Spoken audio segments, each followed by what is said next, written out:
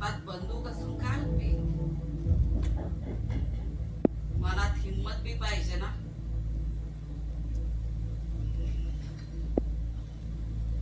हे जंगल आमचं घर आहे.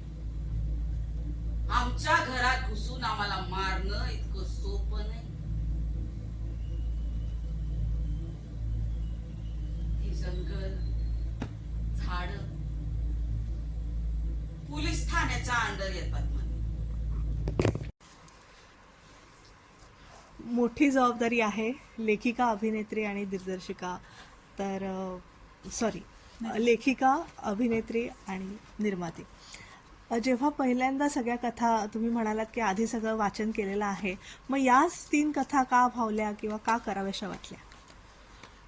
ऍक्च्युली जसं मी म्हटलं की ह्या 3 कथा आणि एक चौथी सिक्रेट कथा या नाटकात आहे, जी एक पुराणातनं आलेली कथा आहे आणि त्या कथेचं फ्रेमवर्क घेऊन आम्ही ह्या 3 कथा त्यात बसवलेल्या आहेत. सो त्या कथेत ज्या 3 गोष्टींचे रेफरन्सेस आहेत त्या रेफरन्सला जुळतील अशा आम्हाला 3 कथा हव्या होत्या. आणि महाश्वेता देवी ह्या माझ्या खूप आवडत्या लेखिका आहेत. मी खूप वर्ष त्यांचं लेखन वाचते. सो त्यांच्या लेखनात मला ते कॉन्टेक्स्ट आणि ते मुद्दे मिळाले आणि त्यामुळे त्यांच्या लेखनातल्या पण ह्या 3 पर्टिक्युलर कथा त्या सगळ्या साच्यात बसू लागल्या. म्हणून मग या 3 कथा घेतलेल्या आहेत. क्यू क्यू लडकी नावाची एक कथा आहे, द्रौपदी नावाची एक कथा आहे आणि बियाणं, अशा या 3 कथा आहेत. लेखिका म्हणून काय चॅलेंजेस होते आणि अभिनेत्री म्हणून?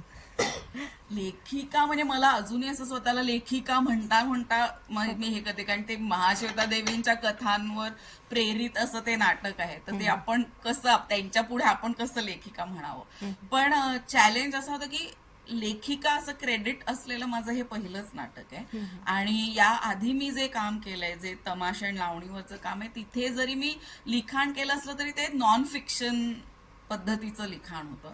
हे एक फिक्शन नाटक, कॅरेक्टर्स लिहिणे, त्या कॅरेक्टर्सना एकमेकांशी लिंक करणे, हे सगळं आपल्याला झेपेल की नाही असं ऍक्च्युली मला वाटत होतं. पण आमचा मित्र आणि जो आमच्या नाटकाचं सगळं प्रोडक्शन बघतो, संतोष आणि मंगेश, ह्या दोघांनी मला वाटलं नाही हे सगळं तुझ्याच डोक्यात आहे, तूच ते लिही, असं त्यांनी मला हे केल्यामुळे मी ते लिहिलं आणि झालं, म्हणजे जमलंही लिहायला मला ते.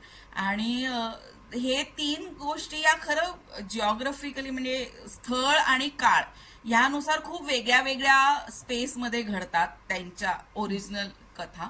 पण ह्या नाटकासाठी आम्ही ते सगळं थोडं ऍबस्ट्रॅक्ट करून स्थळ आणि काळ ही कॉन्सेप्ट ऍबस्ट्रॅक्ट ठेवून त्या सगळ्या एका युनिव्हर्सल स्पेसमध्ये आणि टाइमलाईन मध्ये आणलेल्या आहेत कथा.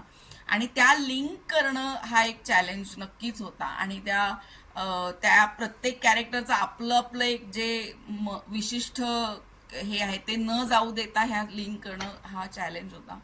पण आय थिंक जमलंय आता ते. मराठीमध्ये बऱ्याच सिद्धहस्त लेखिका आहेत, दुर्गा भागवत आहेत, विभावरी किंवा बऱ्याचशा आहेत. तर मग महाश्वेता देवींनाच तुम्ही का निवडलं, किंवा तुमची आवड आहे म्हणून निवडलं, हे एक कारण झालं? हे एक कारण, पण 2026 हे महाश्वेता देवींचं जन्मशताब्दी वर्ष आहे. सो त्याही निमित्ताने त्यांच्या लिखाणावर, आणि मला असं वाटतं की मराठी माणसाला अजून महाश्वेता देवी तेवढ्या माहिती नाहीये. दुर्गा भागवत ऑफकोर्स सगळ्यांना माहिती आहे.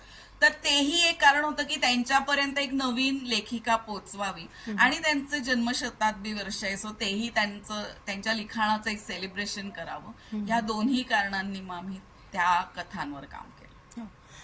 स्त्री निर्माती म्हणून अगदी मोजकीच नावं आपल्या मराठीच्या नाट्यक्षेत्रामध्ये आहेत. तर तुम्हाला काय चॅलेंजेस होत्या, किंवा पुढे कसं पुढे तुमची वाटचाल असणार आहे त्याविषयी थोडंसं? चॅलेंजेस तर खूप आहेत, पण हेही आहे की मला आता म्हणजे मी संगीत बारी, मग लावण्यवती, त्याच्यानंतर ओके हाय एकदम, आणि आता महोगाथा, ह्या सगळ्याच नाटकांची मी निर्माती आहे. आणि ते वेगवेगळ्या नाटकाच्या वेळेला वेगवेगळे चॅलेंजेस येत गेले, पण त्याच बरोबरीने त्या चॅलेंजेसना मला सपोर्ट करणारी ही माणसं मिळत गेलेली आहेत.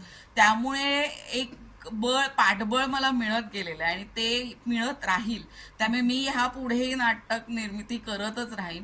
ओके हा एकदम माझं व्यावसायिक नाटक होतं, आता मी प्रायोगिक नाटक करते. पण म्हणून मी फक्त प्रायोगिकच करणार आहे किंवा फक्त व्यावसायिकच करणार आहे असं नाही. तर मला वेगवेगळ्या प्रकारची नाटकं करायला आवडतात आणि नाटकाचा विषय, त्या नाटकाचं ची पद्धत ह्याच्यावर ते प्रायोगिक होईल का व्यावसायिक होईल हे ठरेल.